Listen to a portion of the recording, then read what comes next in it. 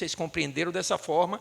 Quem pegar o livro depois, por favor, levantem também essa questão, porque nós precisamos, não é para questionar o livro, que a mensagem não muda para a gente. A intenção, o cerne trazido aqui, não muda uma vírgula. Porém, nós precisamos compreender qual era a intenção ou de que forma aconteceu. Qual a diferença? Uma psicografia é quando a consciência desencarnada tem interesse de escrever um livro, da mesma forma que o encarnado, meu amigo Albertinho aqui, Alberto Lemos, escreveu um livro, ele tinha intenção de escrever um livro e encadeou uma ideia, não é? Mas, de repente, Albertinho pode chegar aqui a cada evangelho e fazer uma oração, falar uma mensagem, e Gene está gravando. Em um determinado momento, o próprio Alberto ou Gene diz, poxa, as mensagens de Alberto são muito interessantes. Vamos anotá-las e reuni-las em um livro. Entenderam como está aqui? Então, para mim, a mensagem ficou dúbia nessa questão da formação do livro. Como eu gosto de questionar e buscar, eu vou buscar essa informação realmente para compreender essa questão aqui, que na verdade não é psicografia, são várias psicofonias reunidas, e são fenômenos diferentes. É quando a primeira psicografia é quando a entidade, através do aparelho psíquico montoro, porque dependendo da psicografia, se é mecânica, semimecânica ou intuitiva, ele escreve. E a psicofonia é a conexão através do psiquismo, perispírito com perispírito, quando o desencarnado usa o aparelho vocal do encarnado e fala. Então, só para a gente levantar essa lebre aí, porque aproveitando o ensejo, né? Já falamos um pouco do livro, vamos falar agora do seu autor. Nós costumamos, no meio espírita, nas casas espíritas, nos eventos espíritas, nas lives, se faz muita menção a Dr. Bezerra, o médico, né? Então, nós já buscamos esse legado, conhecer mais um pouco de Dr. Bezerra, é importante. Qual foi ele na sua última encarnação, né? Então, ele primeiro, através desse exemplar, ele nos convoca ao mergulho nos ensinamentos do Mestre Jesus e nos convida a vivê-lo, a viver o exemplo do Cristo, né? Pelo pensamento, pelas palavras e pelas ações. Então, existe uma convergência para nos aproximarmos desse trabalho edificante. Qual o ideal hoje que eu devo agir, que eu devo pensar? Então, o Dr. Bezerra traz isso com muita propriedade. Encarnou em 1831, desencarnou em 1900, esse autor intelectual, um cearense de família tradicional, foi escritor, militar, político, né? E engajou no movimento espírita com muito afinco, deixando um grande legado, onde foi considerado missionário da caridade e apóstolo do bem. Ele, como médico, falando em recursos financeiros, ao desencarnar, estava numa situação, não digo de dificuldade, mas abriu mão de todas as suas aquisições e bens materiais, até de família, em prol do próximo. Até o seu anel de formatura, em determinado momento, ele vendeu para comprar medicamentos para uma família, né, uma viúva que encontrava-se em necessidade. Então, e após, ele chega no plano espiritual, no ano de 1900, continua o seu legado de trabalho nas esferas espirituais como desencarnado, trazendo mensagens edificantes, acompanhando o nosso movimento, né, o movimento espírita, sempre focado no bem da humanidade. E após 5 séculos ele no plano espiritual, houve uma reunião onde ele foi convidado, essa reunião coordenada por Maria Santíssima e outros espíritos, e isso foi através da mediunidade da psicografia de Divaldo Franco, não sou eu que estou falando. Convocaram o Dr. Bezerra, né, até para agradecer por esse legado, onde lhe é sugerido e lhe é facultado que o mesmo, a partir dali, já poderia reencarnar em outros orbes, em planetas já com um grau moral mais elevado. a nível de como nós falamos hoje, mundo de regeneração, obviamente, acredito eu que na escala evolutiva, Bezerra de Menezes já estava mais que preparado para escolher um mundo já regenerado, um mundo mais tranquilo e mais sereno. E humildemente ele responde a esses irmãos que enquanto houvesse um único irmão aqui, encarnado e desencarnado, orbitando nessa esfera do planeta Terra, ele ficaria aqui para auxiliar, né? Aquela questão que está no Evangelho, nenhuma ovelha fica para trás. E Bezerra internalizou essa mensagem do Cristo. Então vamos agora, já fizemos esse preâmbulo do material que nós abordamos. Agora eu queria falar rapidamente do prefácio, antes de falar de palavra de alerta. Me perdoe se o Edson não me passou o tema palavra de alerta, mas o prefácio do livro, meus queridos, sugiro que comprem esse livro, que adquiram esse livro. O prefácio do livro é algo sensacional. O benfeitor, né, o irmão Bezerra de Menezes, traz algumas questões, algumas frases ligadas ao nosso processo evolutivo, ao processo evolutivo da humanidade, linkando, fazendo um link, uma correlação com as palavras de Jesus que estão nas Escrituras, né? Trazida através dos evangelistas. Jesus proferiu, alguns evangelistas escreveram, e Bezerra faz esse link com muita propriedade. E o primeiro que está no prefácio são rápidos, eu peguei 8 frases assim para entendermos. O primeiro que está lá, ele fala o seguinte: quando a sombra tétrica ou medonha da ignorância predominava no planeta em desenvolvimento, Jesus veio pessoalmente à Terra e proclamou sem reserva: eu sou a luz do mundo. O que é que ele nos traz com essa percepção, né? O que é que ele nos traz com essa percepção?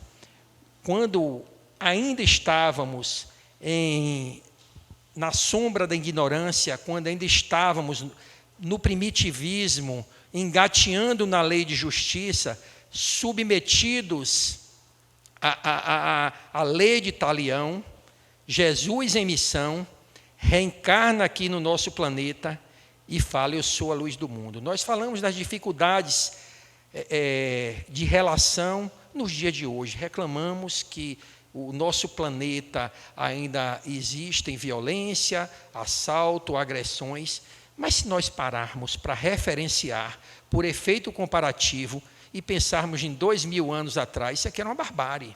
Era uma barbárie. Imagine hoje, quem aqui teria a coragem de ir para a faixa de Gaza hoje, né? Dizer a judeus e palestinos: oh, meus irmãos, vocês precisam se amar e abraçar um e outro. Seria morto, né? Para o judeu defender o palestino e para o palestino você defender o judeu. Imagine que situação. Estou falando em 2024. E Jesus, quando veio aqui, ainda dentro dessa barbárie, dessas agressões, trazer a lei de amor. Dizer: oh, se te ferires a uma face, dai a outra. Imagine que coragem, que situação. Estamos falando de um espírito crístico, sim, mas como encarnado, os que os circundavam não estavam enxergando o espírito crístico, estavam enxergando um mero carpinteiro, ou para alguns um louco, né? Um louco, um desvairado. E com toda a coragem, ele cumpre o seu legado público durante 3 anos aí, deixando essa mensagem atemporal para todos nós. Segundo ponto que o Dr. Bezerra traz na sua colocação: toda a sua existência de luz e caridade criou o amor na cultura como a presença do Pai misericordioso na mente e no coração da humanidade, exaltando a glória da vida e todas as vibrações do astro em formação. O mestre incomparável exclamou: eu sou a vida. O que é que nós temos aqui? Criou amor e cultura como o Pai misericordioso. Como nós, humanidade, enxergávamos o Criador do universo antes da vinda de Jesus? como um Deus que punia, como um Deus que castigava, não é? Toda essa situação, olha, Deus, até hoje existe uma cultura, Deus, para dizer, alguns erroneamente falam com as crianças, eu não faço não que Deus vai lhe castigar, Deus vai lhe punir.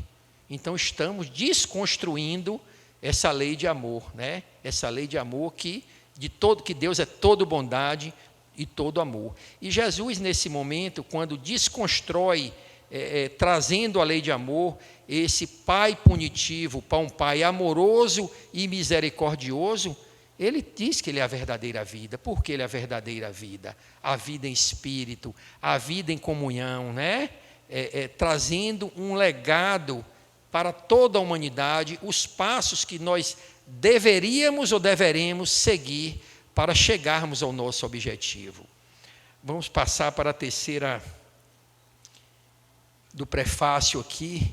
À medida que o reino de Deus se expandia nos corações, o dúcido condutor, ou Jesus, elucidou: eu sou a porta. Eu sou a porta. Onde é que o reino de Deus é expandido? É lá fora? Não. Em nossos corações, no nosso interior. À medida que compreendemos que esse legado de amor ao próximo, amar a Deus acima de todas as coisas e o próximo como a nós mesmos, né?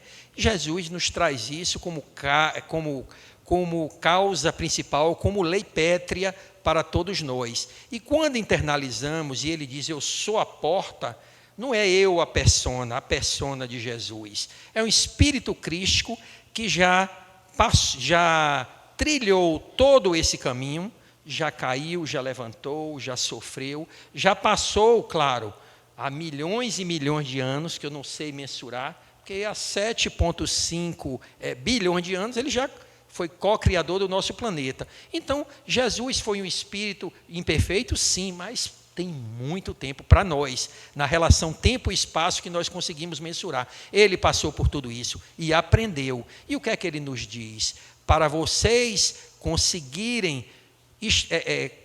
chegar nesse ponto, nesse grau evolutivo em que eu me encontro, que ele diz, vocês são deuses, podem fazer o que eu faço e muito mais. Obviamente, demanda tempo, vontade, disciplina, de quê? Amar ao próximo, aprender a se colocar no outro. E é para isso que nós estamos encarnados aqui. E ele é a porta nesse sentido. É um modelo e guia. É o ser mais perfeito que passou aqui na Terra e é o nosso balizador, é a nossa bússola. Eu preciso seguir esse caminho. Eu preciso trilhar esse caminho. Que aí é o meio de chegar até o Pai, como encarar o Pai face a face, frente a frente. Então é isso que Jesus nos convida, e Dr. Bezerra de Menezes faz essa correlação de uma maneira muito sensível e sábia. Próximo ponto do prefácio que ele traz aqui: a estrada da redenção humana teria que passar pelo desafio de um espaço estreito. Quem lembra aí, a porta larga e a porta estreita, que não permite acesso à ilusão, às irresponsabilidades. Quando as curas e fenômenos múltiplos libertaram os corpos atormentados e preconizavam comportamentos severos, o excelso benfeitor expôs: eu e o Pai somos um. O que é que Dr. Bezerra vai buscar e vai beber na fonte do Evangelho? O que é que ele diz? Ele fala, naquele momento em que Jesus reencarna aqui no planeta, e quando ele traz esse ponto aqui embaixo, fenômenos múltiplos que libertaram os corpos atormentados, que muitos ainda acreditam e acham que foram um milagre, meramente era um processo de reorientação. Irmãos desorientados, ele reorientava. O que é que Jesus fazia após um momento de reorientação, que nós chamamos um momento de cura? Porque Jesus não veio para curar o corpo, Jesus veio para auxiliar a autocura, a cura do espírito. O que é que ele fazia? Ele não dizia, eu te curei, a tua fé te curou, vá e não faça de novo. E nesse ponto nós podemos ancorar no Evangelho de Marcos e Mateus a cura do cego de Betsaida, né? Não é o de Jericó, não é o de Jericó, é o de Betsaida. O que é que acontece? Trazem um cego para Jesus, ele acolhe, a primeira coisa que ele faz o quê? Ele faz aquele processo de reorientação naquele local? Não. Ele tira do povoado, leva para fora do povoado da cidade, né? Com a sua saliva, é um magnetizador, um espírito puro. Ele faz esse processo, passa a primeira vez, o cego começa a ver vultos, ele faz a segunda vez e o cego volta a enxergar. E o que é que em seguida Jesus diz a ele, que até fica confuso para alguns irmãos? Volte para casa, mas não entre na vila, não entre na cidade. Que confusão danada. Como é que o cara volta para casa sem entrar na cidade? Dá um nó na cabeça da gente, né? Mas precisamos tirar o espírito da letra, que isso aqui traz com muita propriedade, né? Quando ele diz que eu e o Pai somos um, que nos reorienta. Volte para a sua casa, volte para dentro de você, volte para a sua essência, mas não passe nem entre na cidade. O que é que representa essa cidade? Tudo que nos circunda, que nos leva a sucumbir na nossa caminhada. O orgulho, o egoísmo, a vaidade, o meio deletério em que nos infiltramos. Ninguém nos obriga a nada, mas a partir do momento em que eu me coloco em certas situações, eu vou colher os frutos que eu estou plantando. Então é por isso que ele fala, volte para a sua casa, mas não entre na cidade. A isso muitas pessoas passam por cima porque não conseguem compreender. É para nós nos afastarmos daquele meio, sair do homem velho e passar para o homem novo. É esse que é o convite.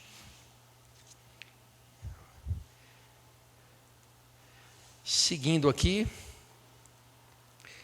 prefácio, nós já estamos acabando para fechar com o tema, ok? Expandindo-se por toda parte o verbo fluente libertador, a glória estelar descia aos seres humanos a fim de edificar-se na rocha. E o divino construtor definiu, eu sou a verdade. Eu sou a verdade. Está aqui, não deixem de ler esse livro. Eu sou a verdade. Porque quando fala em edificar na rocha, nós desconstruímos a minha verdade, a sua e a sua. Nós internalizamos e nos focamos na verdade divina. Quando Jesus, eu não vou antecipar, mas quando ele diz, eu sou o caminho, a verdade e a vida. O caminho nós já falamos, né? É trilhar o que ele trilhou. A verdade, o que é a verdade? É quando ele traz, e logo em seguida ele fala, eu e o Pai somos um, é quando ele traz essa proposta de amorosidade, essa proposta de crescimento espiritual, essa proposta de autoconhecimento e de reforma íntima. E que nós só conseguimos quando transitamos no mundo de relações. Só crescemos dessa forma, através do outro.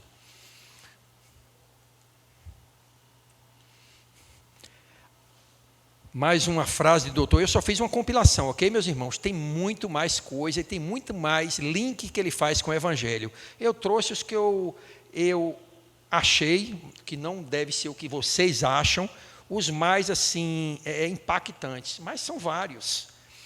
A imortalidade é o hino a ser cantado pela vida em todos os momentos, e sua voz então esclareceu, eu sou o pão da vida. A imortalidade, qual é uma das bases preconizadas pela doutrina espírita? Imortalidade da alma. E quando Jesus nos diz que ele é o pão da vida, nós fugimos dessa questão do materialismo, do pão espiritual que alimenta só o corpo. O pão da vida é aquele que alimenta o espírito imortal. Tudo que eu agrego na minha caminhada, ou nesta parte do meu grande caminho, né, do meu grande caminho evolutivo, eu levo comigo. o meu conhecimento, né? A minha inteligência e minhas aquisições morais. Então, quando eu recebo o pão espiritual, quando eu me alimento com o pão espiritual, obviamente, e esse alimento irá comigo. Eu estou nutrindo o meu espírito, eu estou fortalecendo o meu espírito e eu estou ressignificando a minha caminhada. Hoje eu tentei passar aqui. Seus poemas, suas canções, de incomparável ternura, foram cantadas pelos anjos que o precederam e sucederam, a fim de vencer os séculos inolvidáveis. Seu poder e determinação determinaram. Eu sou a vida exuberante. Quando nós trazemos aqui as canções de incomparável ternura que foram cantadas pelos anjos que o precederam, que vieram antes, quem são? Os profetas, né? Que vieram por si só, vieram por vontade própria, designado por Jesus. Quando nós falamos de profetas, porque Moisés veio antes de Jesus, Abraão veio antes de Jesus, da equipe de Jesus. Jesus já criou o planeta há 7,5 bilhões, quando aqui só existia uma nebulosa, poeira. Jesus já estava gerenciando esse processo. Como encarnados, vieram outros, né? Preparando o terreno, retirando as pedras. Então, aqueles que vieram antes, né? E o que os sucederam, nós temos mais evidenciados essas almas generosas, podemos citar várias, mas para enaltecer, não digo, mas para homenagear, podemos falar esse irmão aí, Dr. Bezerra de Menezes. Veio depois, sim, e fazendo um trabalho maravilhoso, né? Humanizado, fraterno, amoroso para todos nós. O precedeu, a fim de vencer os séculos, né? E aí ele fala que vinde a mim. Então, tanto esses irmãos, esses enviados que vieram antes de Jesus, como vieram após Jesus, trazendo um convite para todos nós para irmos até Jesus. Para irmos até Jesus. Vinde a mim, está lá no Evangelho.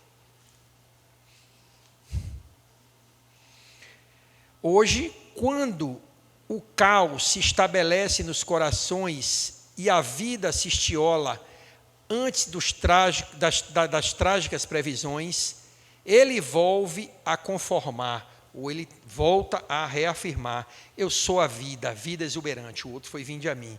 Então, nos momentos de dificuldade, quando nós encaramos os desafios, será que nós lembramos que Jesus realmente está próximo a nós, os seus enviados, o nosso mentor? Porque quando nós falamos dos nossos mentores, nossos anjos da guarda, obviamente que tem propósito e propósito divino. E Jesus está à frente, ou seja, como aquele irmão zeloso e cuidadoso de toda a humanidade. Ou nós nos desesperamos, ou nós achamos que tudo está perdido.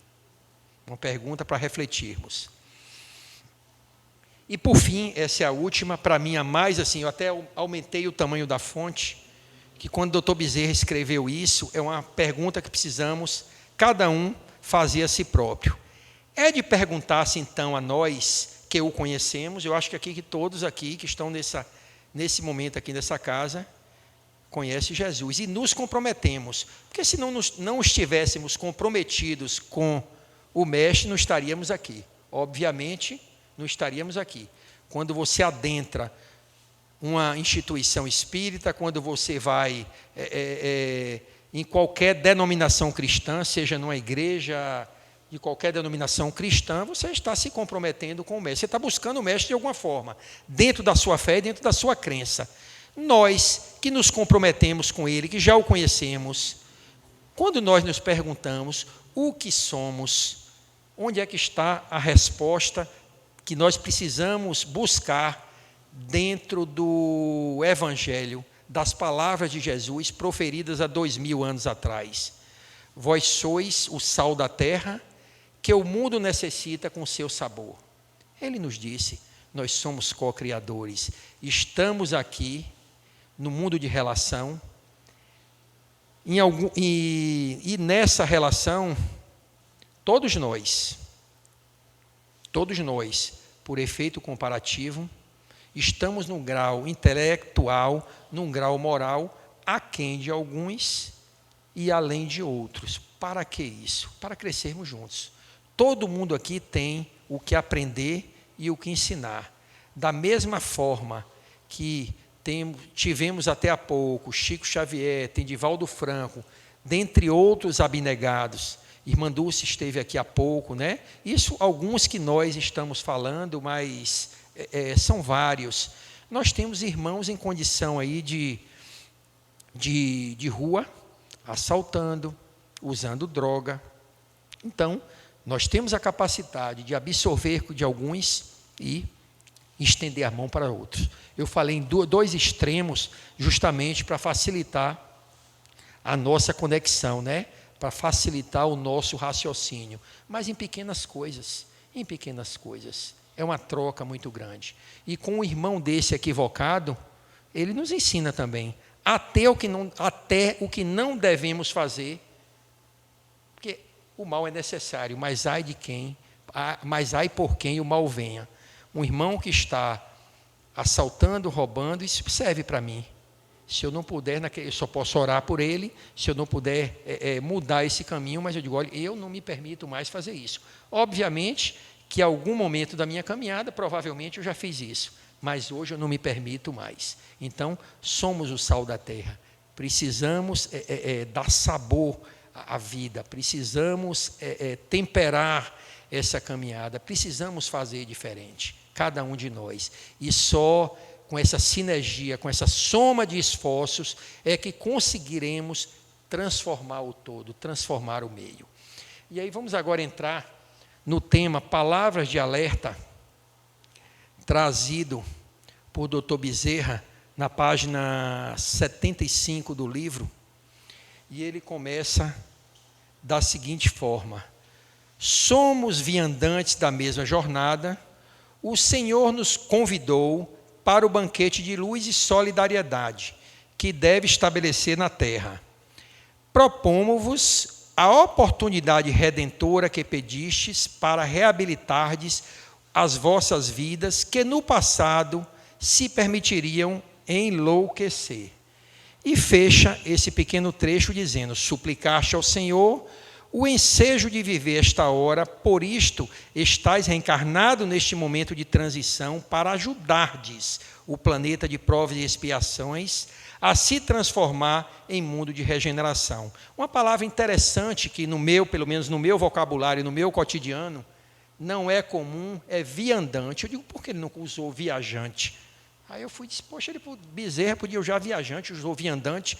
Aí eu fui entender.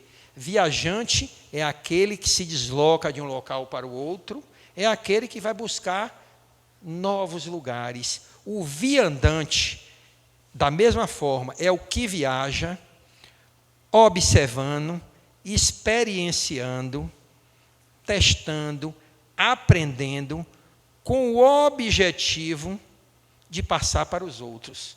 É um pedagogo, é um facilitador. Eu digo, olha para aí, uma nova para mim.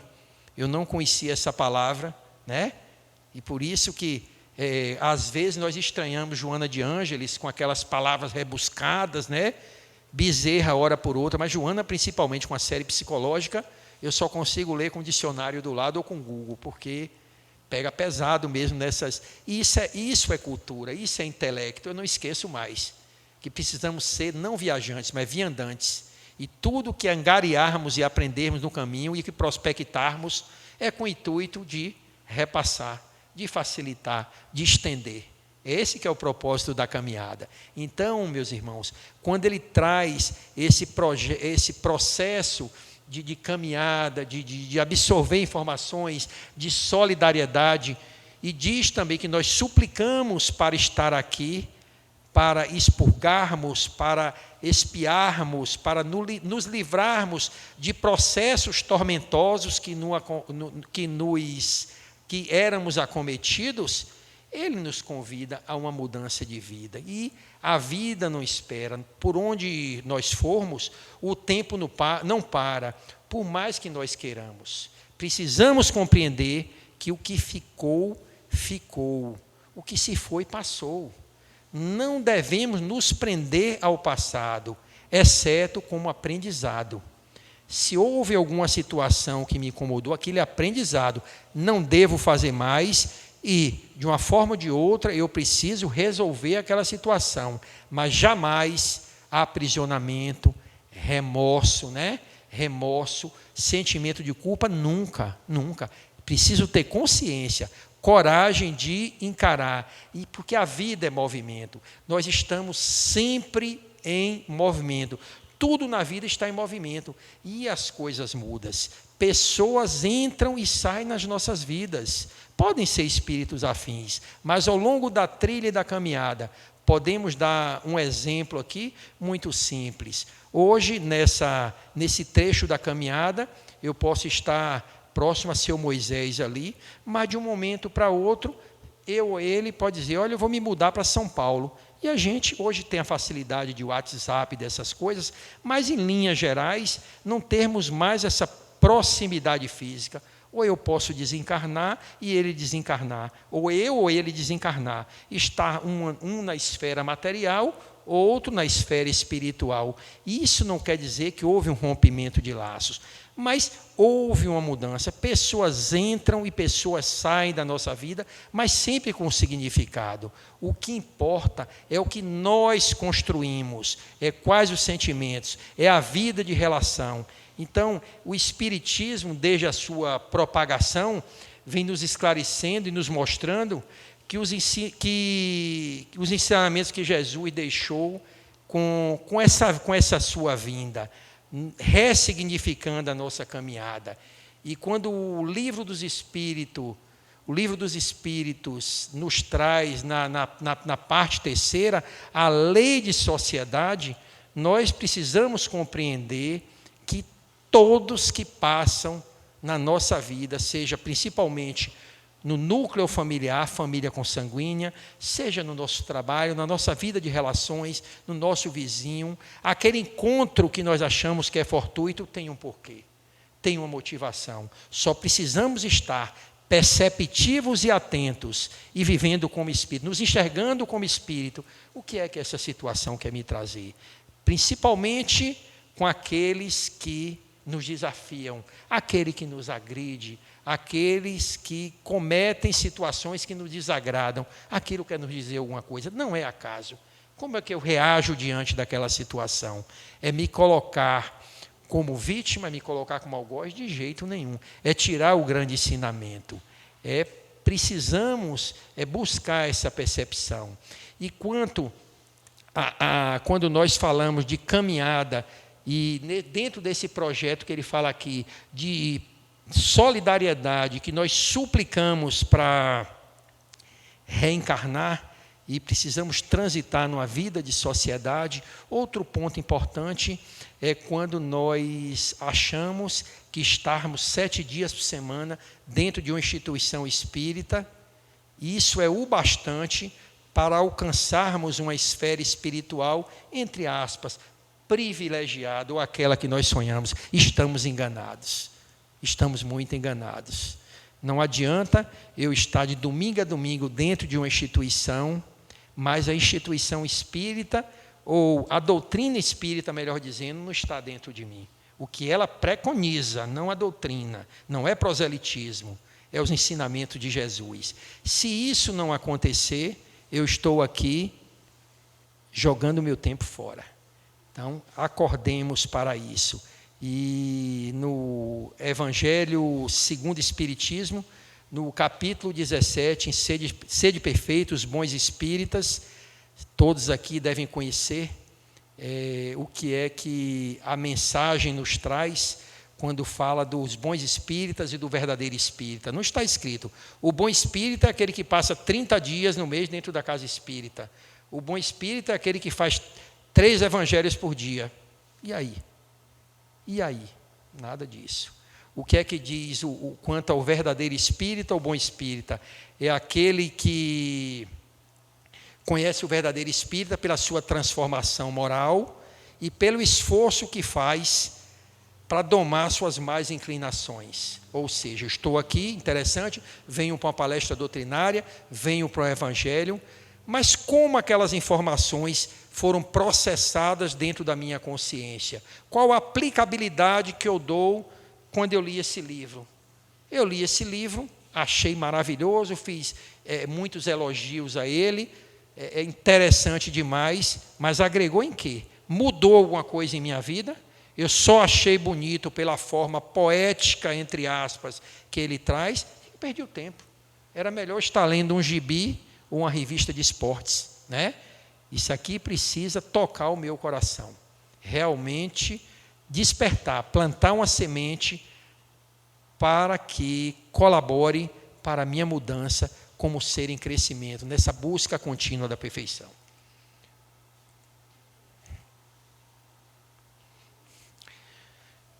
Dr. Bezerra traz o seguinte: chorai antes que venhais a fazer os outros chorarem. Olha que interessante. Sofrei sem serdes instrumento de sofrimentos alheios, porém amai, e amai muito, porque o amor é o zênite, o ápice, né? E o nadir, ou os extremos das nossas vidas. É o ápice e os extremos das nossas vidas. Não vos enganeis, não enganeis ninguém. Sede vós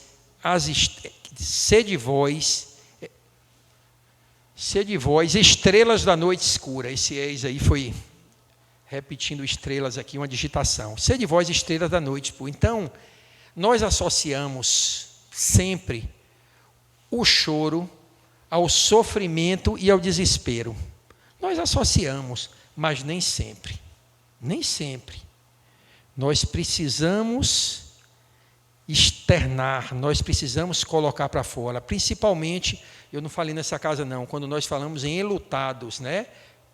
Há pouco tempo eu fiz Deixe-me Partir, de um livro também muito interessante, fugindo aqui do contexto, tem um livro muito interessante, de um atendente fraterno, uma irmã, me fugiu o nome agora, 45 anos de atendente fraterno em São Paulo, começou na infância, depois na juventude, coordenadora de casa, e atendeu drogados, pessoas em depressão, e por último, formou um grupo, ela é advogada, hoje é uma senhora de uns 70 e poucos anos, formou um grupo de atendimento a enlutados, pessoas que chegavam desesperadas por uma perda, entre aspas. Então, é fantástico, Deixe-me Partir, não sei se a livraria daqui tem, mas vale a pena, é um livro assim, maravilhoso, para ressignificar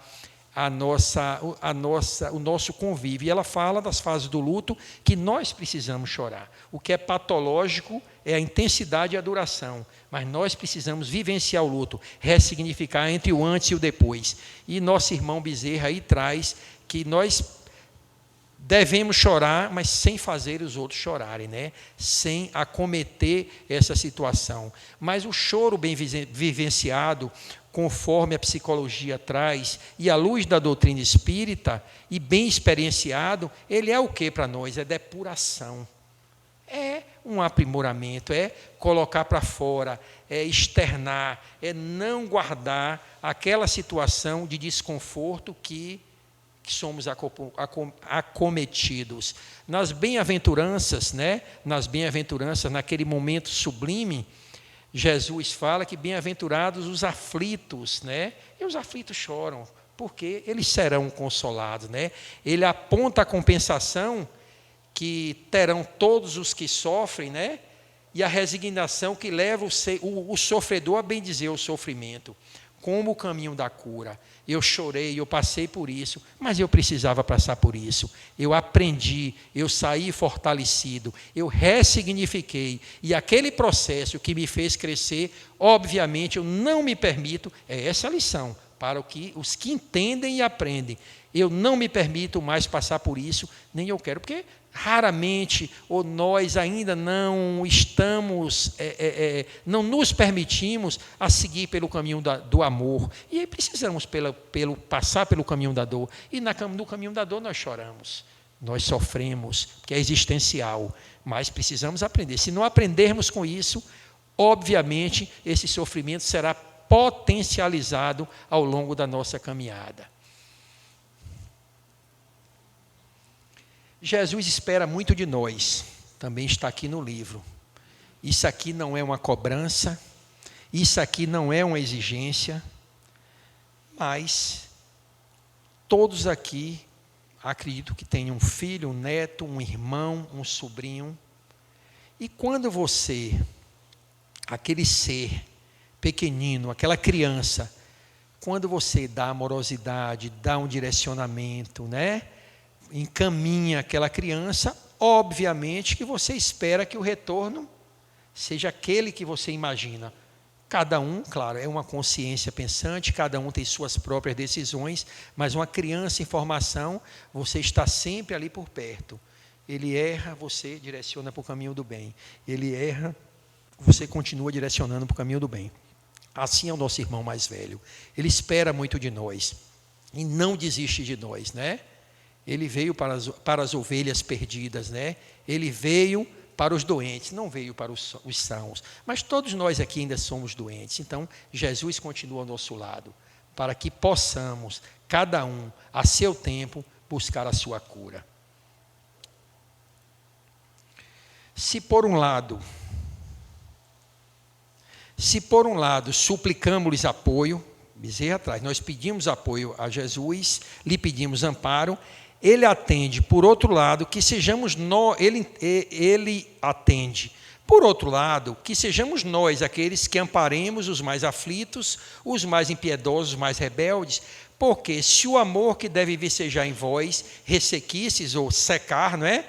Que será deles os que não provam da oportunidade do bem? Ou seja, o que será daqueles irmãos se não estendermos as mãos? Seu Carlinhos, me diga aí, esse trabalho que é feito aqui nessa casa, que seu Carlinhos fica à frente, se o senhor decidir, a partir de hoje, eu não quero mais saber de fazer sopa, levantar cedo, carregar peso e ir trabalhar, eu vou agora viajar, vou passear, vou curtir, vai fazer falta para esses irmãos? É o que o Evangelho nos traz, é o que Dr. Bezerra nos traz. Nós pedimos amparo, nós pedimos ao alto que nos guie, que nos intua, pedimos proteção, pedimos coisas boas. Nós nem sempre sabemos o que pedimos, né? Pedimos às vezes coisas que nos equivocamos, né? Que o próprio Jesus diz: quem de vós, se um filho pedir um pão, vai dar uma pedra, pedir um peixe, vai dar uma serpente, né? Que dirás o Pai? Deus só nos dá o que é bom. E nós pedimos, mas será que nós também doamos? Não estamos falando só a questão material, dei como exemplo. Porque a sopa pode achar em qualquer lugar, mas a amorosidade, como é feito como esse projeto é desenvolvido aqui, as pessoas que saem de casa em estado de vulnerabilidade, que já dormiram na rua, independente se usam álcool, se usam droga, não importa, é uma questão dele. Mas aqui dentro dessa casa, o que é que a casa está oferecendo para esses irmãos, né? Que vêm aqui sedentos e ansiosos, nem sempre às vezes com fome, mas sente aqui a amorosidade, sente a vibração e sente o carinho. Então, se esse trabalho parar, vai fazer falta muita gente. E Bezerra fala aqui, né?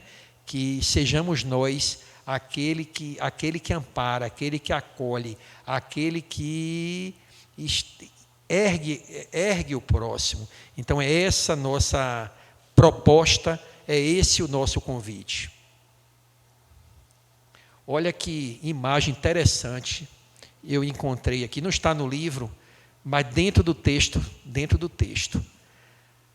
Aqui nós temos a nossa caminhada evolutiva, cada um tem a sua subida, com inclinação diferente, com o solo diferente.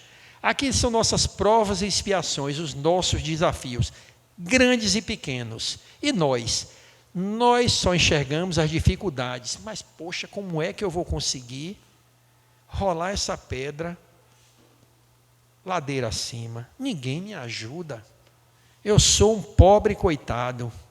Deus esqueceu de mim. Eu estou sendo castigado injustamente, porque não abrimos a nossa consciência para enxergar isso aqui, ó. Esse ponto aqui, ó.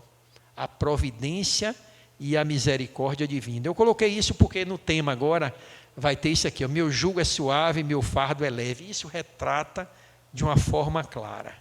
Estamos sempre amparados. E a partir do momento que nós fazemos a nossa parte, que nós nos exercitamos, que nós desenvolvemos o nosso intelecto, que resolvemos encarar os nossos desafios, nós saímos mais fortalecidos. Nós ganhamos o que aqui? Musculatura espiritual. Então é essa que a mensagem nos traz com muita ênfase, né?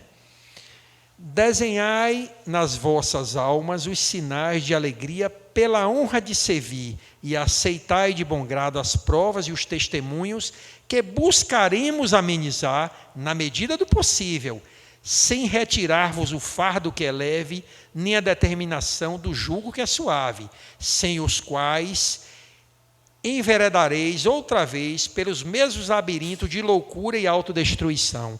O que é que Dr. Bezerra está nos falando?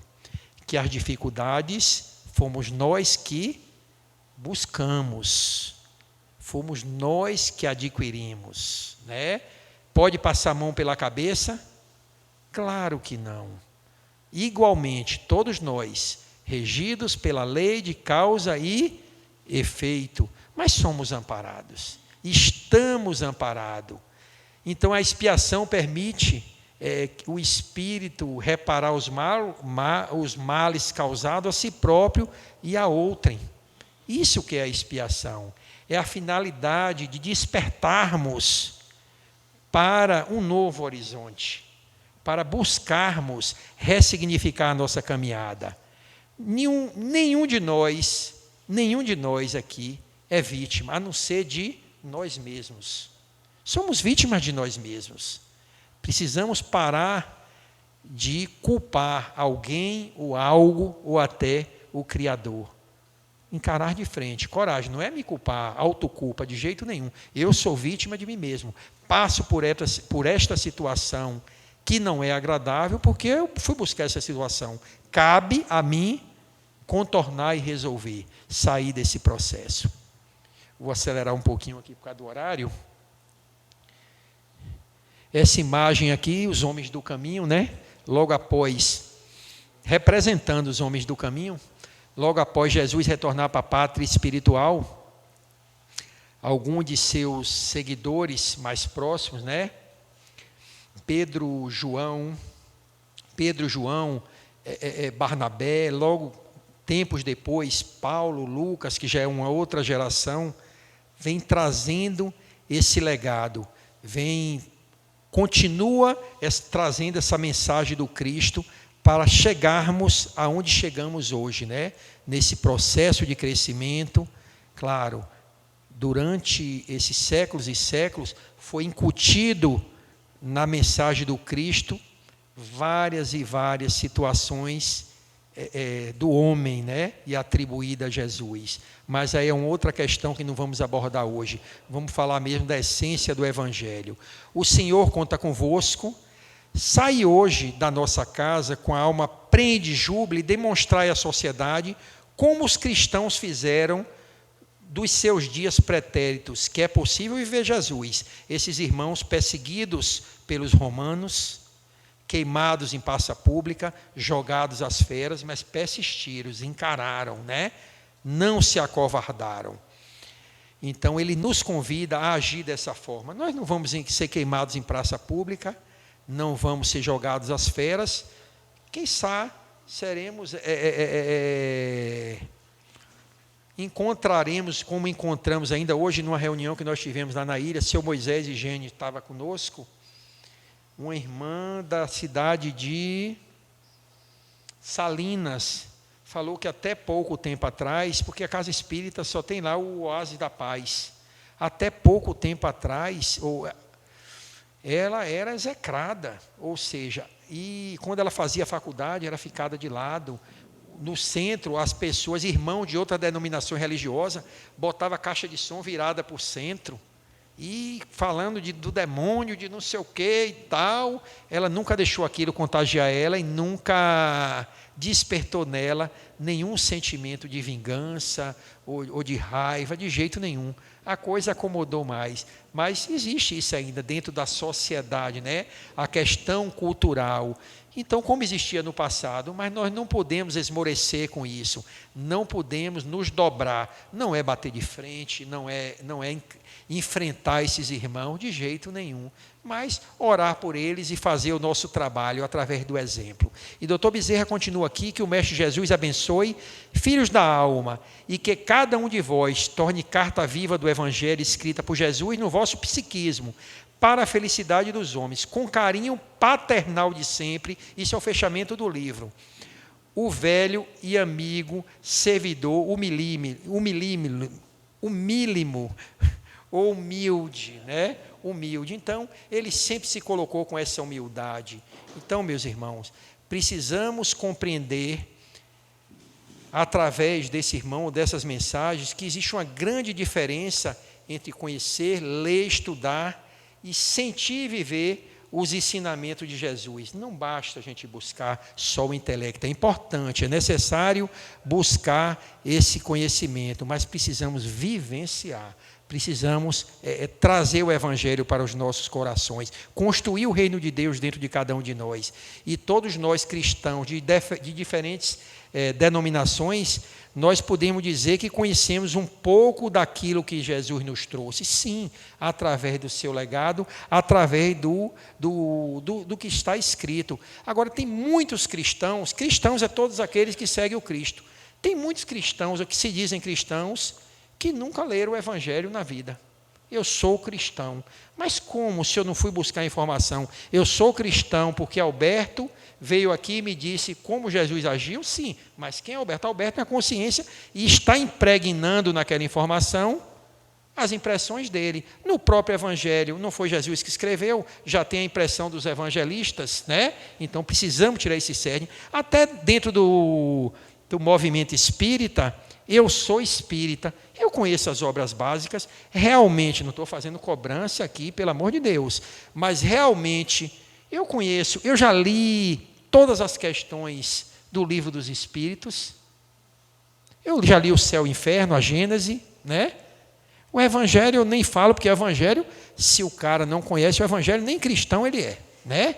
O Evangelho já foge, isso aí já não vou nem colocar em questão, mas para ser espírita, eu preciso conhecer Livro dos Espíritos, Céu e Inferno, né? A Gênese, eu preciso saber o que é que a doutrina espírita, o que a doutrina espírita me traz. Então, conhecer às vezes é fácil, o mais difícil é sentir. Sentir Jesus. E para sentirmos Jesus, precisamos estar preparados, conhecer e estar preparados, espiritualmente, compreendendo, né? Como é sentir Jesus? Porque de repente as pessoas acham que sentir Jesus é olhar uma figura que diz que é a foto de Jesus, que não é, né? É que o homem criou. Como é que eu posso sentir Jesus? Cada um sinta de uma forma. Eu posso sentir Jesus no momento que eu encontro um irmão caído. Aí eu sinto Jesus. Olha Jesus ali, que é que está me dando a oportunidade de crescer. Eu posso sentir Jesus numa dificuldade dos irmãos do Sul que estão passando nesse momento. Eu posso ir para o Sul, não, mas se eu me consterno com essa situação, no mínimo, emanação, oração, pedindo que dentro da possibilidade do merecimento, que aquela questão seja amenizada. Eu estou sentindo Jesus, eu estou tendo misericórdia, eu estou me colocando no lugar do outro, porque nos dias atuais, o estudo e o conhecimento do Evangelho está ao alcance de todos, ao alcance de toda a humanidade. Mas quem quer se focar, quem quer buscar esses ensinamentos, e principalmente, e quem quer viver, quem quer colocar no seu cotidiano, perdoar, amar o próximo, independente, não o próximo de dentro de casa, o próximo em linhas gerais. Ainda a humanidade inteira, Alberto, né?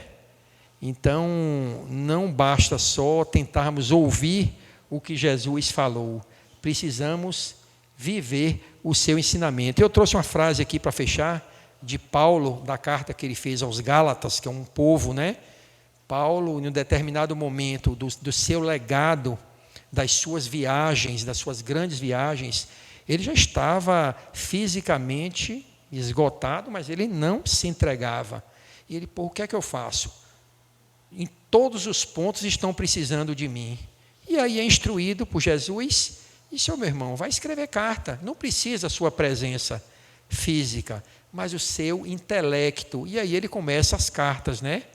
Aos Coríntios, aos Gálatas, enfim, são várias cartas, e nessa carta, um dos textos que ele fala, eu vivo, mas já não sou eu quem vive, é o Cristo quem vive em mim. E será que o Cristo já vive em nós, de alguma forma? Cada um faça a sua reflexão aí, que é mais importante. Nós já fechamos, agora só temos essa imagem aqui, que, em síntese, esse material, todas as mensagens de Dr. Bezerra convergem para isso aqui, ó.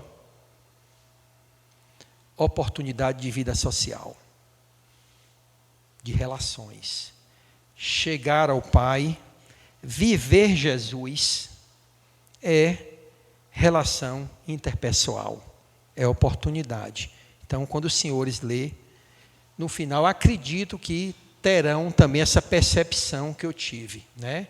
É através do outro, é valorizar o outro, valorizar as oportunidades, não só as oportunidades de confraternizarmos, de estar dentro da casa espírita, estudando o Evangelho, numa doutrinária, mas a oportunidade no momento de dificuldade, de empurrar aquela pedra, né? Que enxergarmos o outro empurrando a pedra, será que eu posso auxiliar aquele irmão? De que forma? Se eu não posso carregar a pedra dele porque é dele, mas eu estou do lado encorajando. Meu irmão, você consegue, faça dessa forma, né? Então, muito obrigado a todos pela paciência, pela tolerância aí tivemos aí um contratempozinho no início, e muita paz e muita luz. Seu Edson, muito obrigado pelo convite, viu?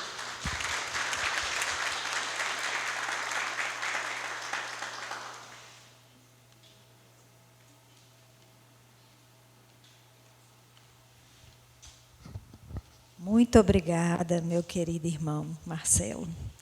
Como sempre, suas palestras são maravilhosas, nos traz assim reflexões riquíssimas e convites para nós aprofundarmos cada vez mais nos estudos. É necessário realmente que nós bebamos do Evangelho e de todas as obras que a doutrina nos permite, né, nos oferta, para que possamos, então, realizar esse nosso autoconhecimento, esse nosso melhoramento, essa reforma moral que todos nós precisamos. Ninguém está isento dela, somos criaturas imperfeitas, né, e o convite do conhece-te a ti mesmo, como já nos falou o nosso irmão Sócrates lá atrás, é através do conhecimento que então a gente vai descortinando certas coisas na nossa mente, abrindo a nossa consciência e melhorando através do esforço diário. Eu gostaria de ratificar, não é, o convite que a nossa irmã Lúcia nos pediu para fazer, porque temos livros novos que chegaram aqui na livraria e os livros também dos estudos da área do EMED, então os livros já estão aqui e, se quiserem, hoje eles já estão disponíveis. Aproveitamos também para lembrar que temos algumas guloseimas lá na nossa cantina e quem ficar aqui na Fluido, que tiver querendo fazer um lanche, temos coisas gostosas. E, se quisermos levar para casa também, não é, tem como isso ser feito. É uma forma de poder colaborar, não é, com a sustentação da instituição, para ajudarmos a manter as despesas da casa. Pronto. Então vamos nos envolvendo, não é, nessa musiquinha suave. Fechemos os nossos olhos. Enquanto recebemos os passes, o nosso irmão Marcelo virá aqui proferindo uma prece de encerramento e de agradecimento pela noite de hoje.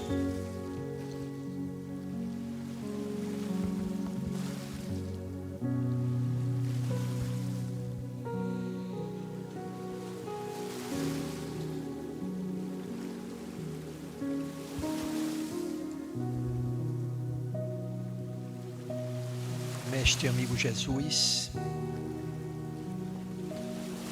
o quão gratos e felizes estamos por mais essa noite,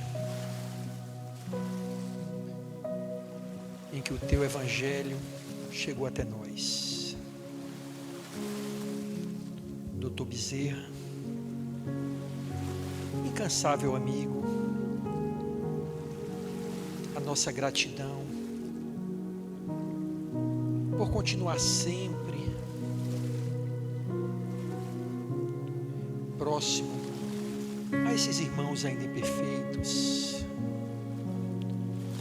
que continuamos errando, sem compreender as Tuas mensagens na íntegra.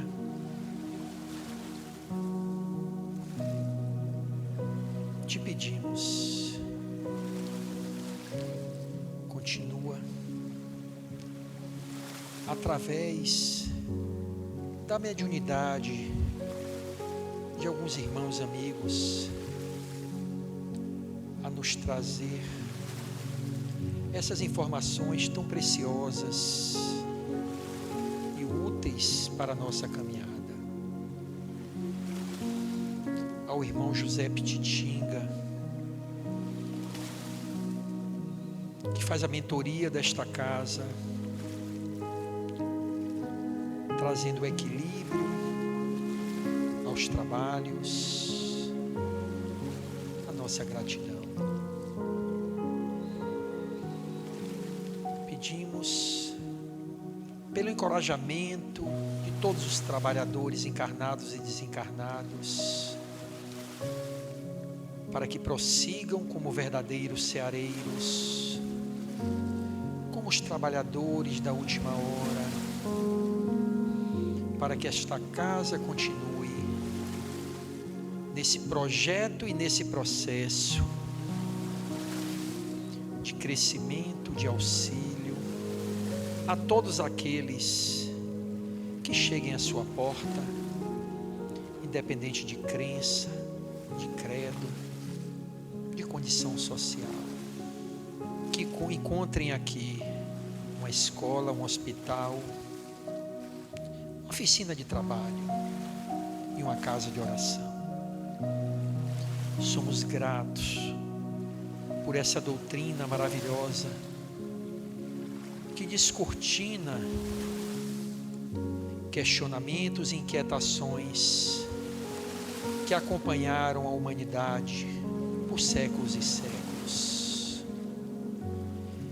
A imortalidade da alma, a certeza que somos seres eternos, além de nos trazer o conforto, nos possibilita a cada dia mais sermos servidores fiéis do Cristo, buscando servirmos cada vez melhor. Que tenhamos uma noite de paz, uma noite de luz, e que os eflúvios que aqui nos envolvem nesse momento possam espargir por toda a nossa cidade, adentrar aos nossos lares, chegar aos corações aflitos, que possam chegar aqueles irmãos de todo o nosso planeta que passam por inquietações, por desafios, por dificuldades, na certeza de dias melhores. Que tenhamos uma noite de paz e de luz, e assim seja.